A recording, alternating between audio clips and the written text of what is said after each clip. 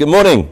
All right, so today we're going to talk about business practices, setting up a business, promotion, really big, lot about people training, and then games. And you'll see why we're going to talk about games in the afternoon when we talk about them. It's one of the best ways to train people that I know.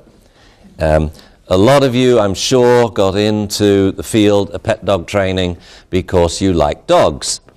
Talking to, a lot of people at my seminars, some people say, well, I don't really like humans, or I don't get on well with humans, so I became a dog trainer. And I think, well, are you in the wrong field? That is the field of pet dog training. There's nothing wrong with being a working dog trainer or training a dog for competition when you're doing all the work with the dog yourself, but that's not what we're doing here. What we have to do is basically to teach other people our job. So our job is teaching people how to train their dog. Well, we also have to teach them, usually it's mum that comes to class, we have to teach her how to train the rest of the family to train the dog that she's just trained. How to set rules. It's not funny to tease the dog, it's not funny to bully the dog, and how to motivate other members of the family. And the difficult ones, of course, being people like father-in-laws, spouses, especially Y chromosome carrying spouses, and to teach them that, no, that this is not a joke. Yes, we want to have lots of fun doing this, but you've got to stick to the rules and to motivate them to want to do it. If we look at a lot of today's talk, it is promotion, it's spreading the word. It's all about people training. It's about taking all the things that you've learnt about reinforcement schedules and actually applying them to your interactions with people. And I'm mentioning this up front because this is where I think so many dog trainers are just woefully incomplete. They will say, and they probably are, totally positive trainers. They're really wonderful. It's like reward only. Classes are just, it's a party place to be. Everyone comes out smiling and the dog's tails are wagging. But then these people can be very nasty to other people, especially other dog trainers. And I personally know of no other profession like this. I'm a veterinarian, I'm a psychologist, and I'll go to veterinary conferences, I'll go to psychological conferences, and I listen to the discourse in a seminar or at the bar afterwards, and two people are just violently disagreeing. And they're talking it through with smiles on their faces. There's no personal acrimony. Dog training is different. Now, the good news is it's not as bad here as it is in England. If you want to see dog trainers disagree, you should go to a seminar in England. There's so many different groups, and they have incredible difficulty even talking to each other, let alone coming together as a big profession. So as I look at dog training or pet dog training from the benefit of looking back now some 40 years, and seeing the field actually be whelped and then grow up under my very own eyes, we have to stick together to become a profession. We can't be infighting. It's all too silly. The reasons for starting the APDT, there were several. The primary reason will probably surprise you. It was in the 80s, I was lecturing all over the States, and in every city I went, I would find one or two people that were teaching puppy classes. And, because they'd heard about my classes and the word had spread, but only one or two people. Nearly everything else was on leash, wait until the dog's 6 months to a year old, on leash, don't give him any clues what you want him to do, and then keep jerking him lots. It hadn't really thought out the training process. So I would travel, and I traveled a lot, doing as much then as I do now, about 180 nights a year in hotels, and I would meet these wonderful people who thought they were all alone. So I thought, what a neat idea to get them together. And so we arranged that big conference in Orlando in 1994, and we had 307 dog trainers, and they came together and they couldn't believe it. They couldn't believe there were so many other people like them.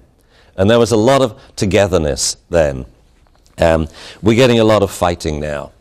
The other reason for starting the APDT was, I think that dog trainers should determine their own destiny. And by that I mean, if there are rules to be made about the training of dogs, I personally think those rules should be made by dog trainers and not by veterinarians or psychologists or governments. And this, of course, is what is happening now all around the world in different countries. In some countries in Europe, the government is telling you whether you can train dogs or not, who is qualified to do it. In other countries, it's the veterinarians that make the decisions and say, oh no, you should not be treating behavior problems. That's practicing, veterinary medicine without a license. And this came up quite recently, about 2 years ago, and the APDT just wrote a very nice letter saying, I'm sorry, but you aren't qualified to say that.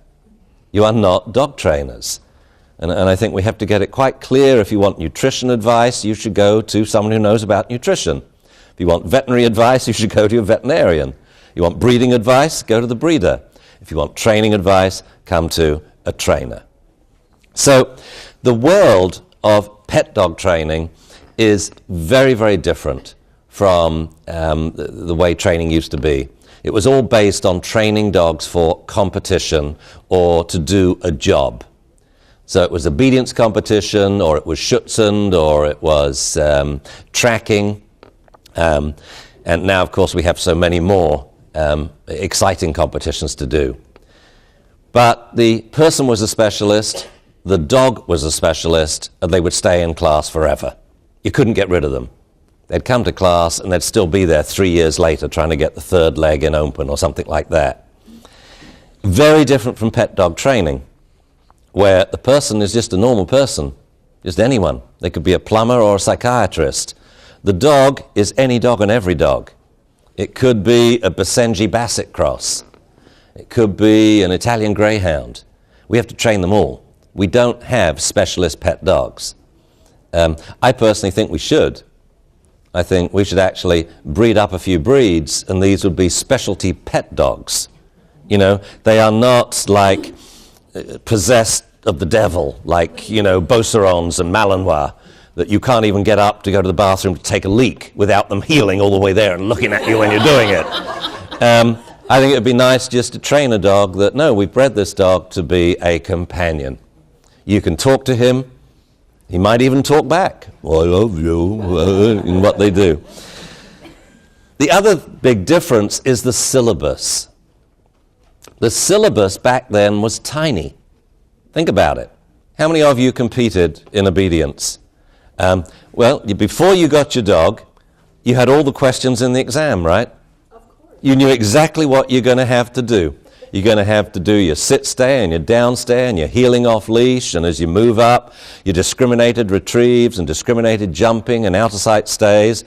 It's kind of like when I went to vet college, they said, well, here's your final exam, Ian. In anatomy, it's going to be the dog stifle. I think, brilliant. All I've got to do is learn the dog stifle, and I can pass this exam and be a veterinarian. But what kind of veterinarian would I be? Well, pretty good on dog stifles, but not good with cows and pigs and cats or chickens. Not great with elbows. You see what I mean? So the exam then was very tiny, it was finite, and all of the training was geared towards the exam. Can you get your dog to do an off-leash recall? In comes pet dog training in 1982, and all of a sudden we have a different syllabus, right? Number one, the people aren't experts. Number two, the dogs aren't specialist dogs. And number three, the syllabus is all over the place, comprising every single aspect of behavior, temperament, and training problems. Things that you couldn't even think up to put in the syllabus. Things that happen in real life that we have to prepare the dog for. Really quite amazing. I mean, when I look at some of my bite cases. For 7 years, I did a bite clinic in the late 70s, early 80s. And some of the cases, I wouldn't have dreamt that I'd have to train the dog for this.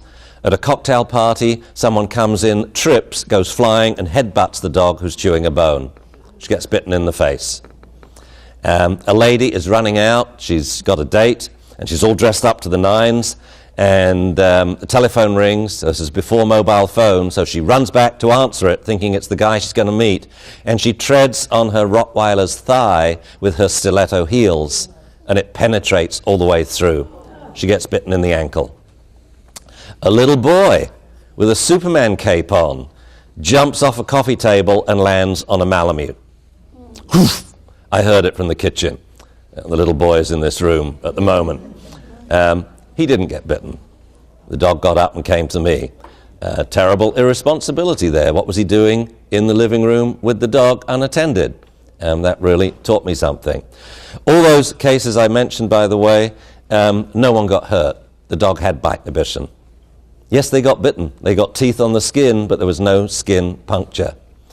Another case, this is a dog coming back from a hospice, having visited children who are dying, and the handler shut the door on the dog's tail, and the dog mutilated her.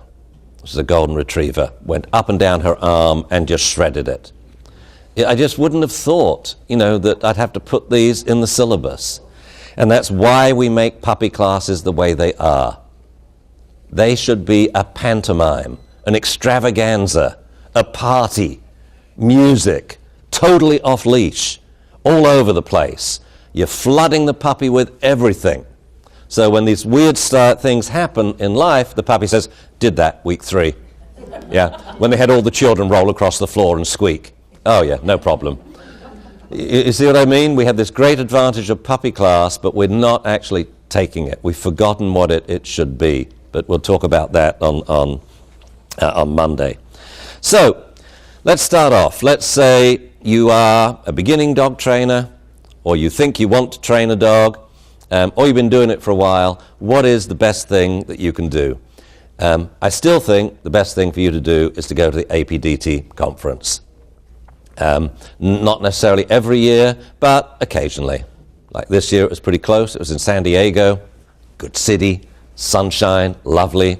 Personally, if I were in charge still, they would either be in Orlando or San Diego, 2 out of 3 years. Anyway, the APDT conference it's just the best bang for the buck out there. There's nothing like it. Registration's about $500, and you're going to get the chance to listen to 35 plus speakers. It still is one of the best things to do. Better than the speakers, though.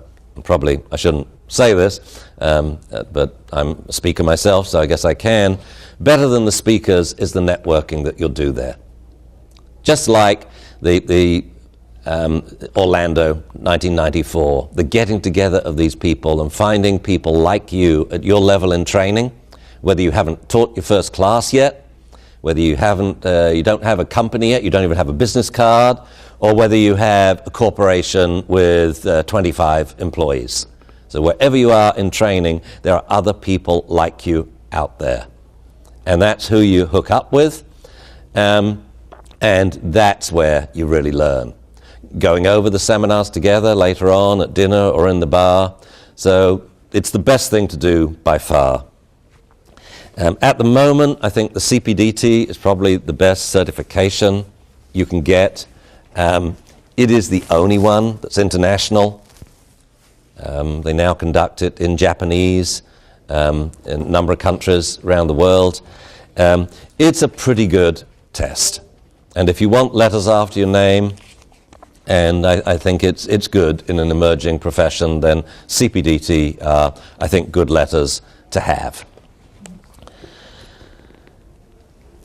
What else? Well, we have books, we have DVDs, online academies. There's so much now. When I started in the field of dog behavior, which incidentally, for those you'll probably see my tie later, and realize the fact that I was involved or studying dogs was quite by chance. I actually tossed a coin between cows and dogs. I was in Africa, and I realized when I came back from Africa, I had a veterinary research job out there. I was going to have to work as a vet, and it frightened me.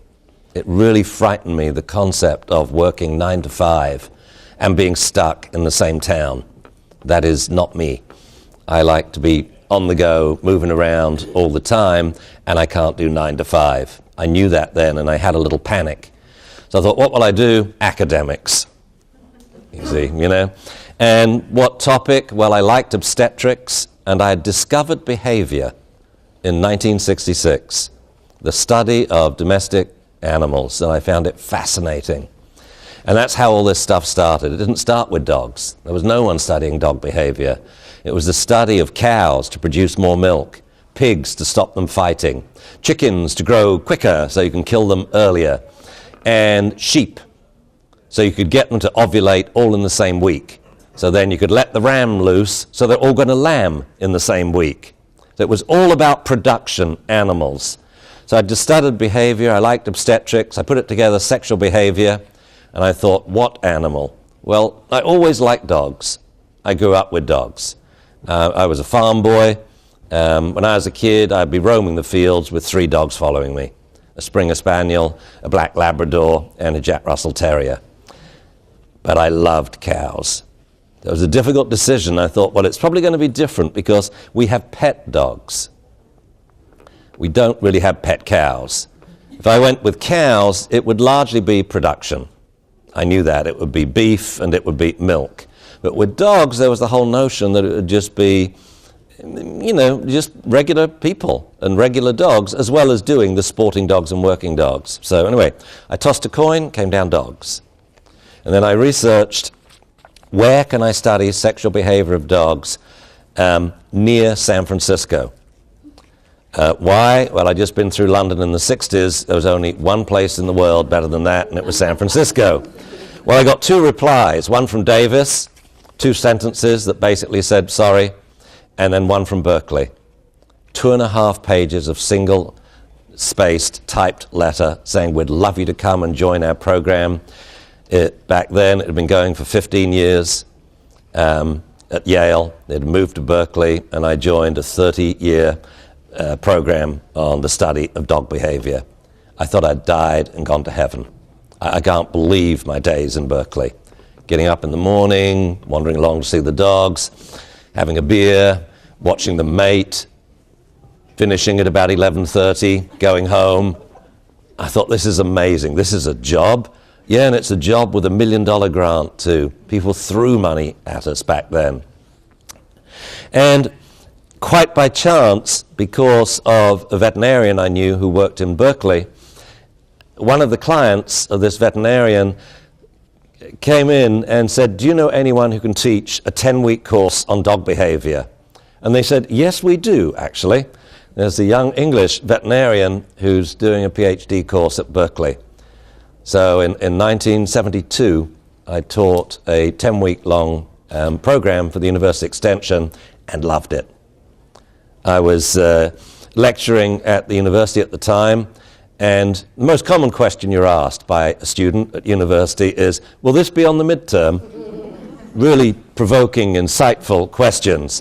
When I lectured to pet owners, to dog owners, they were so interested, and I got hooked by doing what I still love to do today. If I were to put a list on my fridge of the top 10 things that Ian likes to do, this would be way up the top there, along with skiing, tango, gardening, walking the dog, stuff like that. I love lecturing to people who are interested. Back then, there was basically just one book, Scott and Fuller, Social Behavior and Genetics of the Dog. Was that the title? Social Behavior? Ages. Someone stole my copy. I had a copy that was signed by Paul Scott and John Fuller and Frank Beach, who was my mentor. It was given to him. I lent it to a puppy trainer and never saw it again. And I questioned it, but of course, what did you learn from that? You don't lend books, you give them away. Yeah. I always say goodbye to books that I lend. I say, it's been nice having you around. Bye-bye. Okay, I'll lend them to you for a while, but I don't expect to see this book back.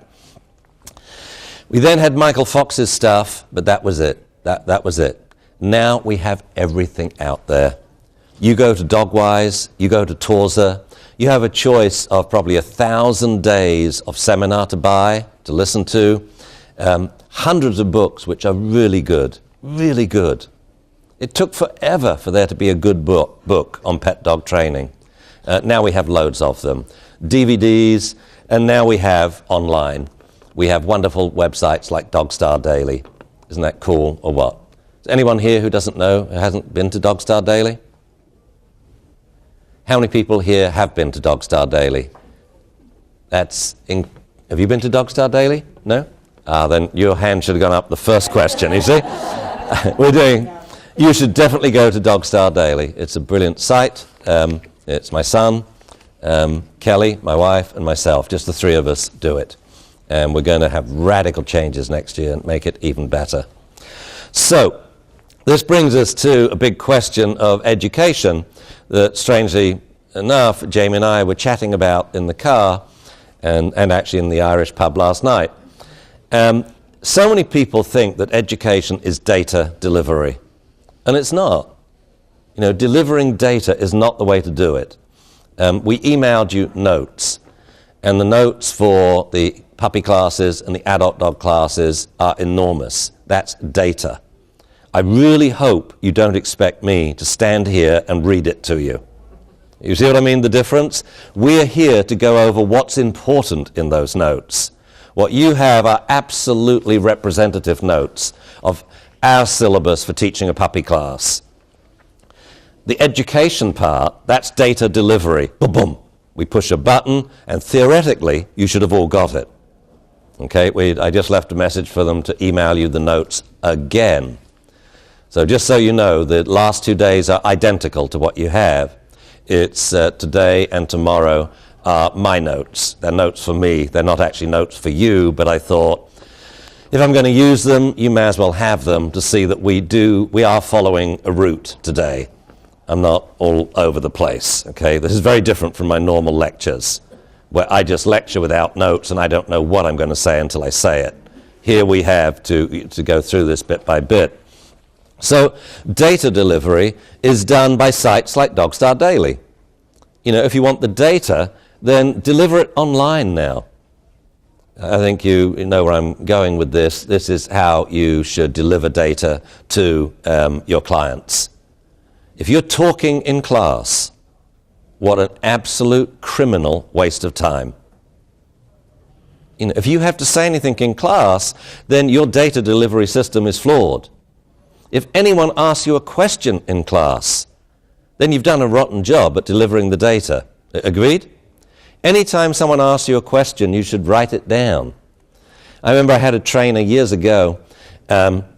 He used to be the editor for the very first APDT newsletter when it came out. He's from San Jose. And in the San Jose SIRIUS puppy training location, he had round the wall a computer printout. And it was this paper, you know, with the holes in either sides. Do you remember that? And it went all the way around the room, and they were numbers, 1, 2, 3, up to 38, 39, 40, 41, 42.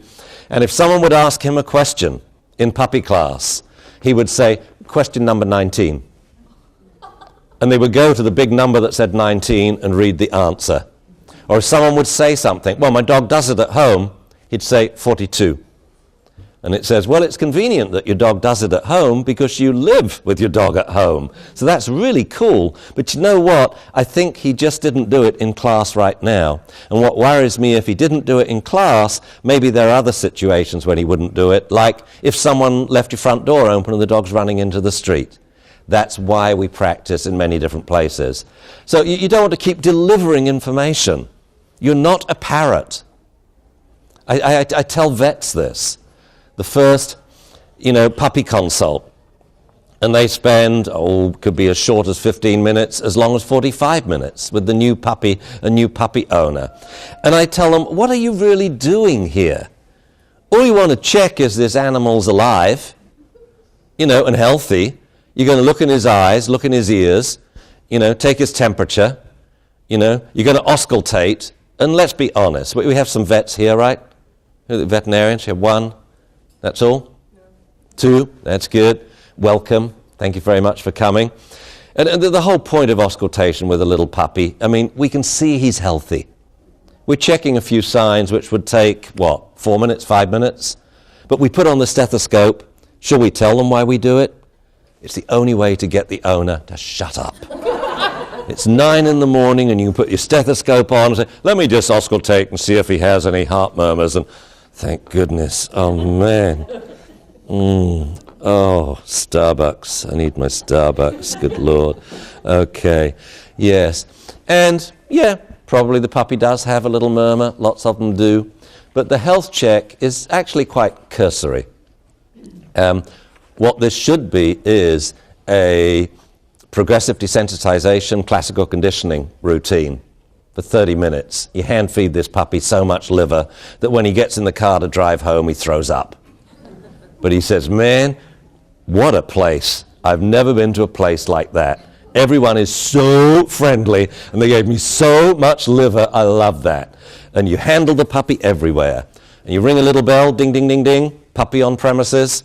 So everyone who's not doing something comes up and says, hello, puppy. Yes, I'm Dr. Dunbar, and here's a liver treat. The delivery of data, are you talking to this person? Well, they aren't listening. There's a puppy in the room. I'm sorry, they will not be listening to anything you're saying. And even if they did, they're only going to retain less than 10% of it anyway. I think they say it's 7% of spoken material is retained. If you think it's important, put it on a disc and give it to the owner. So I've been saying this for years to veterinarians. They aren't doing it yet. So it's what we're doing right after this academy. I'm putting it on the disc for veterinarians. And I'm personally going to deliver about 100 of them to 100 vet clinics and say, here's your disc. All you have to do is duplicate this, and you can either email it to your clients, and it will be 2 books, before you get your puppy, after you get your puppy, 16 behavior blueprints, and lots of other fun stuff too. Links to, a whole page of links to videos they can watch online. How to house train your puppy, how to chew toy train your puppy, how to teach your puppy to come, to follow, and what have you. I mean, it's what vets should be doing. Why? You see every single puppy when it's 8 weeks old. There's just 2 of you that have that privilege. Everyone else sitting in the room here would be thinking, wow, my business would be different if every person came to me with their 8-week-old puppy. We'd all be millionaires, right? Be wonderful. And we could do something with the dogs. But instead, they come to us too late. So we rely on veterinarians to get puppies at the appropriate time. So data delivery then, whether it's you learning, is different from education. Education is, we'll probably do some of that here, that I like to make myself open to people when I'm traveling at seminars, in the bar after I've eaten in the evenings. That is education. That's when we say, well, I like what you said about such and such, but di-da-di-da-di-da. You've got the data. I do not want to be in the bar delivering data about dogs. That will ruin my beer. You understand? But questions about the data, yeah, that's what education is about. Whether you are trying to educate yourself, it's easy now. Just, ask your spouse for a $1,000 subscription to Tours a Dog Video or Direct Books and Dogwise. And there you've got data. All these seminars are now, digitized, but the education comes from discussing it. Same thing with your owners. Jamie and I were chatting in the car that they got it back to front. Children should not be doing lessons at school. They should be chatting to the teacher about the data they received from their computer when they were at home. All lessons should be online. And I think about the way I was taught at school. It was mindless. This one teacher, lovely teacher, great teacher, taught me physics, delivered exactly the same lecture to me as he gave to my brother 7 years before and to my uncle 35 years before. Exactly the same dialogue. It's written down, it's scripted with the jokes. Why on earth didn't he just copy it and give it to us, and then we could have done experiments or chatted about it? You understand? Good. So, seminars are cool. The whole thing about now the choice is you will eventually find someone you like listening to for the education aspect. The data you get from the books, the DVDs, and from online. But eventually you'll go to a lecturer, it could be Donna Duford, Patricia McConnell, Jennifer Messer. These are people who I love listening to and talking to about dogs. And then you will go to their seminar. And the point is not to take notes, but to sit back and see how their mind processes the data. And if you get the chance to actually chat to them. So that's education. You may get an apprenticeship with this person if you're lucky. We don't offer formal apprenticeships, but we're usually open to anyone who comes by. We just had a guy from England. He was kind of pilloried in the media. This was a young guy who had the gumption to get, he knows about TV production. And so he got a program on TV, and a lot of dog trainers didn't like what he was doing. I mean, I looked at it, looked fine to me. He could have done it a lot quicker. He did get bitten a few times, which, wasn't cool, because now the dog is biting, and that's what we're trying to prevent. So anyway, an editor in a major dog magazine said, if you want dog training information, why don't you come to me? So he did. This 22-year-old kid says, all right, I want dog training information. So then she thought, oh dear, what can we do? So she emailed me, can you help this guy out? And I said, sure, tell him he's got to go to the APDT conference. If he does, I'll chat to him. In the end, Kelly invited him to stay at the house. They drove down together, talking dogs all the way. I introduced him to other trainers I knew, so every evening he was with good trainers talking. Then he came to stay with us afterwards, and then the two of us flew together to Philadelphia for a 3-day seminar. He got one hell of an education for free, right by my side all the time. If ever he had a question, it was answered whatever we were doing, whether we were drinking a beer or we were walking around Philadelphia. So that's what you're looking for. Who is the person that you want to apprentice under? And it needn't be a sudden apprenticeship where you are with them and you're following them around. They could be in a different country. This could be a trainer in England, who you really like. Maybe Sarah Whitehead or Gwen Bailey. But you start up an informal apprenticeship. Can I Skype you once a month? And you have a 2-hour, conversation and chatting. Then hands-on. If you're new, go and volunteer at a shelter and just work with a whole bunch of dogs. Get a couple of hundred dogs under your belt in the next 2 months. It's the quickest education that I know. Different dogs. If you go to most academies, I checked them all out about 3 years ago, and the cheapest ones I were looking at were about $5,000. They went up to $20,000, dog training academies. The largest number of dogs that you worked with at any of these academies was 3. It was ridiculous, especially when a couple of the academies were taught at humane societies. You should have been working with 20 dogs every day. Hands-on. The whole thing is hands-on, hands-on, hands-on. You've got to develop that hands-on experience. And simple questions like you're standing in front of a cage and you ask the question, do I want to go in that cage with that dog, yes or no? That is a very penetrating question to ask, and it will teach you lots about dogs. So next, business. And this applies whether it's just you doing a bit of training on the side, doing a bit of dog walking, nothing's formal, or you've actually incorporated. The process is quite simple. If you want business information or any kind of legal information too, Nolo Press is where you want to go, N-O-L-O. They're actually situated in Berkeley, but you can buy their books from any large bookstore. And Nolo Press will help you whether you want to incorporate. The last business I incorporated was Open Paw. Did it for my wife. We had a lawyer doing it, and he was faffing around. I thought, to hell with this. I went to Nolo Press. I got the book, How to Incorporate a Non-Profit, and did it all myself. It's so simple. So it takes you through these legal business practices. So we start off, the first thing we want to do is to really benefit from our hobby. For lots of us, it starts as a hobby, and then we start to charge for it. As soon as you charge for it, you need to get your taxes right. And so the easiest way to do it, and where you can still fill out your own tax returns, I don't know how many of you still fill out your own forms? That's cool, yeah.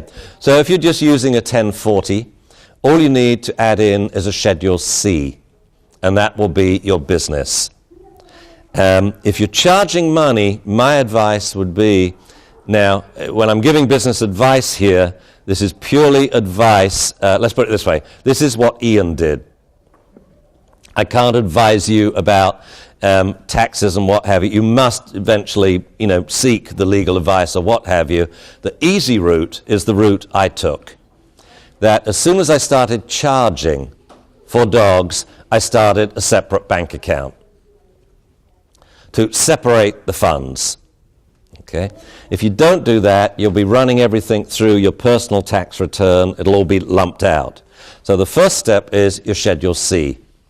Any business-related expense now is entered in the Schedule C.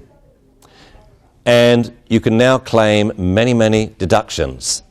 The number one thing, of course, you can claim is your dog, which includes dog food and veterinary bills. If you are a dog trainer, you need a dog, agreed? You have no street cred if you don't have a dog. What sort of dog do you have? Well, actually, I have Persian cats.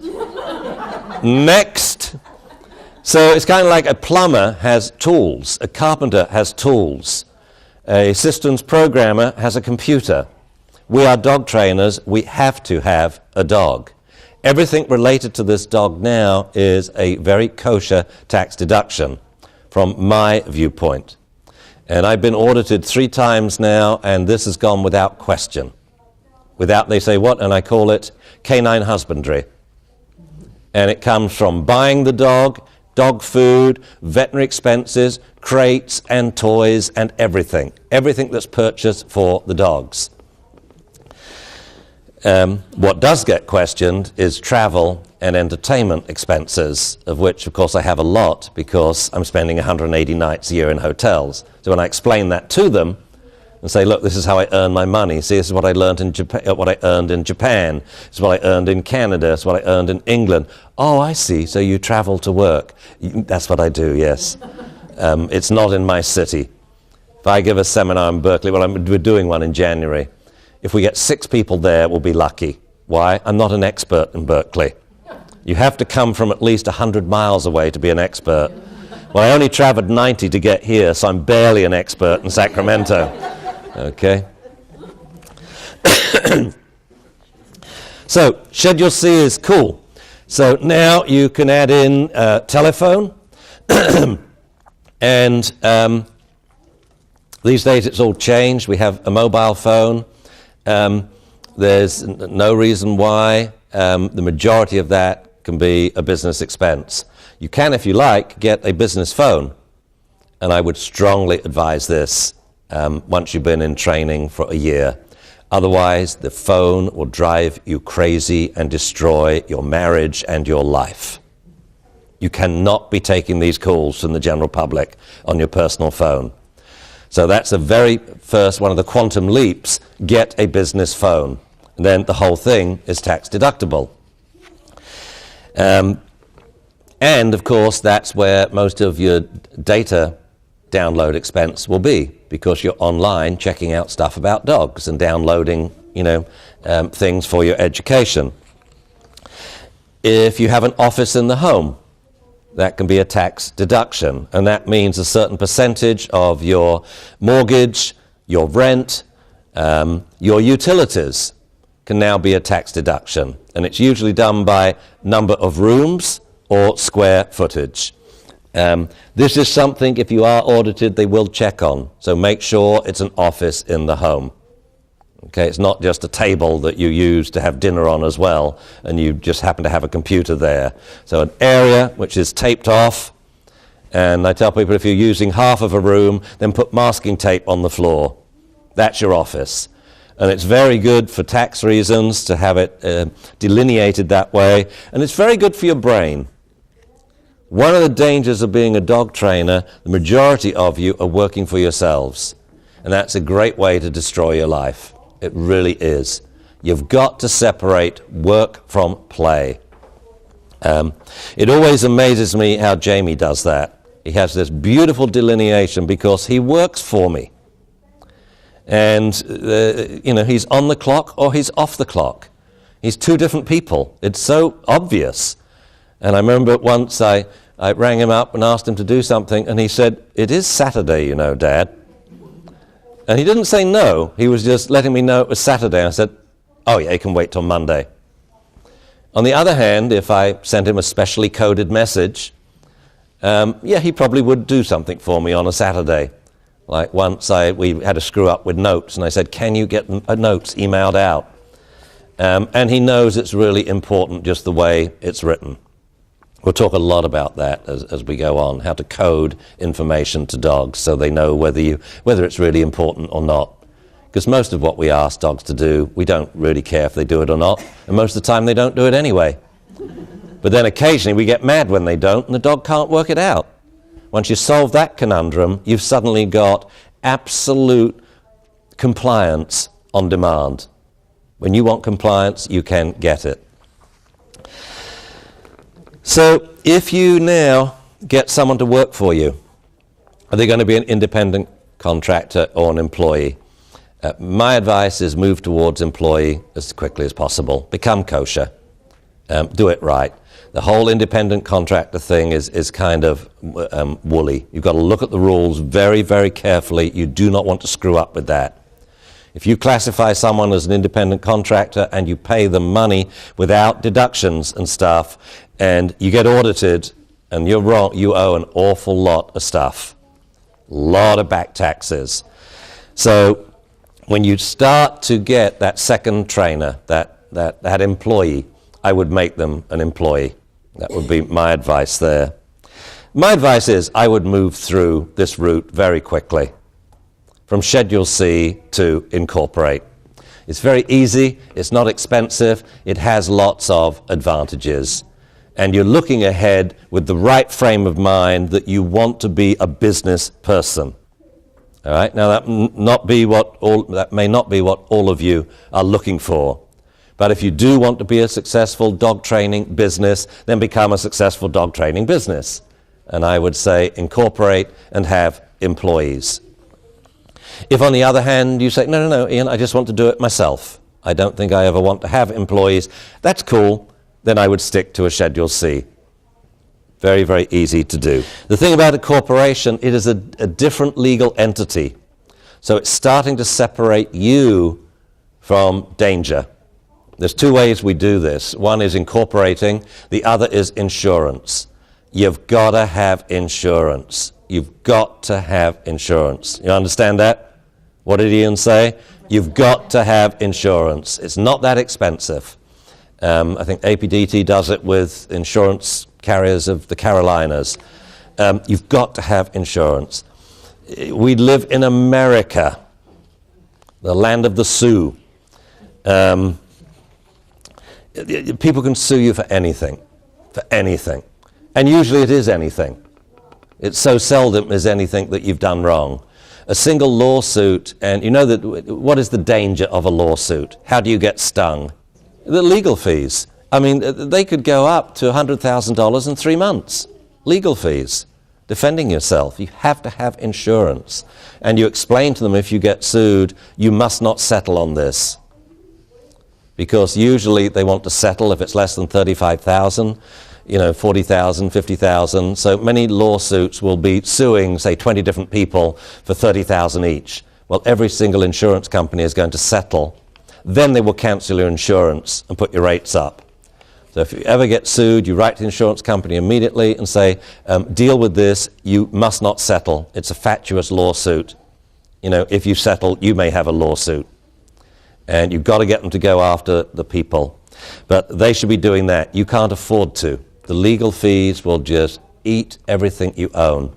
So it's not that you're going to lose the lawsuit, because the insurance will take care of that. That's why you have it. It's what legal fees are you paying. Okay? And this is something to think about when you have employees.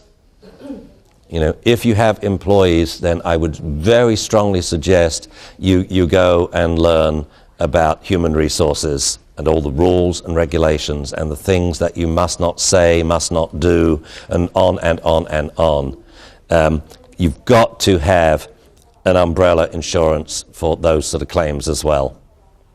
And it can be anything. This trainer was promoted over me, and I'm English. So you don't like English people. You've got a lawsuit now. And so you need insurance. You need insurance. It's a very, very good investment. If you do have employees, learn about human resources, and I would get a payroll service with the bank. I did my own payroll for years. Stupid. I used to add it up by hand, all the deductions, add them up this way, that way, and the big column at the end had to be the same. And, oh, it was a nightmare. Now I just call in the figures and everyone gets a direct deposit into their account. So, safety, as well as insurance, financial safety. Think what you're doing. You're dealing with the general public and you're dealing with dogs. So we have two safety issues here. One is people. If you're doing consults in the home, it's nowhere near as dangerous as it used to be that you're going into someone's home. And you're a woman. I mean, look around at the sex of dog training. It has changed sex in the last 40 years. Absolutely changed sex, as did the veterinary profession. So you're going into someone's home. Very important, your office knows where you are. Very easy to do now. With this, any client you go to, you stand by the door, you take a photograph, you geotag it. It has a time stamp. Everyone knows exactly where you were at this time.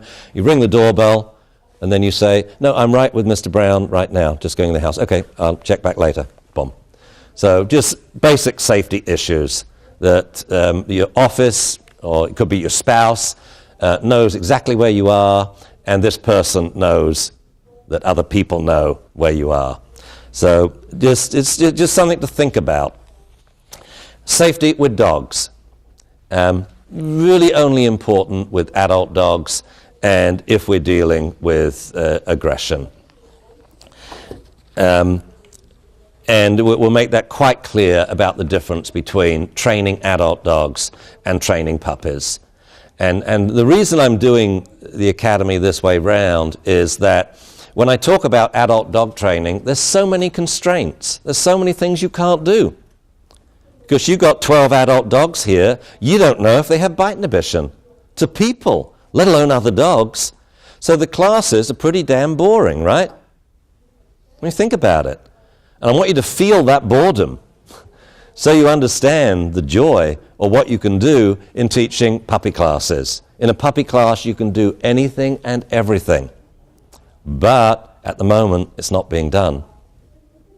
We just did a survey about 4 years ago of puppy classes in an area of the country. And I had a Japanese student go around and she observed the classes and filmed them. And no one thought about anything because it was a Japanese dog trainer saying, could I watch your class and film it? What they didn't know was she was scoring what she saw for me. And one index she looked at is how many minutes is the owner sitting on a chair with the puppy on leash listening to the trainer talk? Between 50 and 75% of the time. Shocking, absolutely shocking. This is a puppy class. And what is the trainer doing? Data delivery. Because she has not done efficient data delivery by email or online, she is lecturing them and the puppies are there. It's criminal. What could we have done better? We could have just let the puppies off leash and let them play. Or everyone could pick up someone else's puppy and handle it, and we could pass it round the room. There's so much we could have done that's better. So that's why I do it this way round. I want you to listen to the adult dog stuff and then hate it. And say, why can't we do puppy classes? Well, you can, get on and do it, and now you know the importance of having them off leash the whole time. Dogs of all breeds, integrating training into the play, not having play sessions. You'll learn all the importance of it because of the constraints of adult dog training. Okay, what are the quantum leaps you'll make? Well, there's several of them. The first is when you realize, I want to be a dog trainer. And I remember when I had that quantum leap, I was a house husband. That my wife, Mimi, Jamie's mum, had a really good job, so I didn't work. I would go and give the odd dog lecture and, hang around the home. And then when Jamie was born, I became a stay-at-home dad. I loved it. Anyway, my wife went out and worked and earned lots of money, and we had a really lovely car, a fancy Saab, and one day we went to, the place where The Birds was filmed. What's? Bodega Bay. And we're staying in this little cottage on the sea, and my wife said, Ian, here's a cigar. I want you to go and sit on that rock and not come in until you can tell me how you're going to earn some money. I thought, damn. Anyway, I went out to the rock and I sat there. As I sat there, the tide came in, and I smoked my cigar, and I thought about it. I thought, I probably should earn some money. And I was about 30 then, I guess. What should I do? And I thought, well, it's got to be to do with dogs. I mean, let's face it, I'm a veterinarian. I've just spent 10 years researching dog behavior. I've got very interested in training. It probably should be to do with dogs. And then I thought of criteria. Can't be 9 to 5. Has to be worthwhile. It has to make me feel good that I'm doing something that's worthwhile. It has to be reproducible. Right then my brain was going, whatever I start, I want other people to do for me. And I just thought, I know what I'll do. I'll teach puppy classes. That was 1981, sitting on a rock in the Pacific Ocean. I had that thought, I'm going to teach puppy classes. So I jumped in the sink. It was wet now, and I walked back, and I'd only smoked about 2 inches of my cigar. And Mimi says, well, you're back early. I said, yeah, I'm going to be a puppy trainer. She said, you're going to do what? With your 2 doctorate degrees? I said, I'm going to teach puppy classes. I'm going to get people to bring their puppies when they're, say, 3 months old, and we let them off leash, and we train them off leash. And she just shook her head. Went back to Berkeley. So now we've moved. We're now into 1982. Started the first puppy class January the 26th. That's nearly 30 years ago. And we had 12 puppies in the first class. I went to the local veterinarians, who I knew all of them because I would talk at their, Veterinary Medical Association meetings, usually once every 6 months. And I said, hey, I'm going to teach puppy classes. I need you to send me puppies. The business was an instant success. I think the first, something like 10 classes I taught were full up, 12 puppy maximum. And off and running, we were doing it. And worthwhile? Oh, I think so.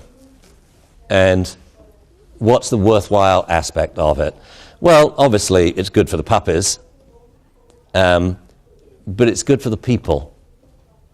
They are trying to change the behavior of a different individual and an individual of a different species. That really teaches you a lot of skills which are very useful when you're trying to change the behavior of different individuals of the same species, like your children or your spouse. Well, maybe you could argue there, he's of a different species, couldn't you? But, sorry. That's what it's all about, changing behavior, learning how to change behavior and not having an argument doing it. When Jamie and I were walking, we were selecting a place to eat last night. We went to Old Town, Sacramento, which, by the way, you just go under the tunnel. You're right there. For those of you who haven't been here, it's really cute. You should go there and eat in the evenings. It's fun. I asked Jamie the question, and I said, have we ever had an argument? And we both thought for a while, and Jamie says, well, there was this incident. I said, no, that wasn't an argument, Jamie. That was you freaking out. You had a meltdown in a swimming pool in Phoenix. I remember that. But as soon as you told me why you were upset, we rectified it, right? And we thought really hard. And no, we've never had an argument. Well, does he do everything I want him to do? No. I mean, would he if I asked him nicely and politely and pleaded? I would hope yes. But does he see life the same as me? Absolutely not. But what's the point of having an argument? You know, did I educate him? I like to think I did when he was little. Now, of course, the roles have reversed somewhat. So with all the high-tech stuff, he's educating me. Do we have arguments over that? No. He will say things like, Dad, step back from the computer. Okay. And we get things done. So this is what the worthwhile aspect was. It's changing the way we change behavior.